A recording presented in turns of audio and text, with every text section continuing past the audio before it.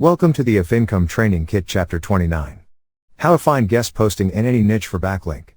In this video, we will take a look at how to find guest posting in any niche for Backlink, step by step. So let's get started. So on Google, you have to search for your keyword and title right for us. Let's say the keyword is diet, insert it in search. So you'll get all the related results. Open a few from them. On the first page, we find a clause for the link that says they allow one do follow link branding in the whole article. You are allowed to put your website link anywhere in the article.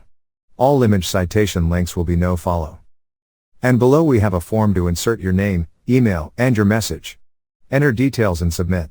Back on top, we can see the length of the article will be 800 plus words and more information. On next website, we can see also they have their services details. To become a contributor, here they have specified the guidelines. For questions or support, they have given their contact link. Contact them to specify your article details and their article will be according to this contributor guideline. So remember, on Google, you have to search for your keyword and title right for us to find guest posting in any niche for Backlink. Thank you for watching. Please proceed to the next video, Chapter 30. How to promote affiliate offers using Facebook fan page. In that video, we will take a look at how to promote affiliate offers using Facebook fan page, step by step. See you in the next tutorial.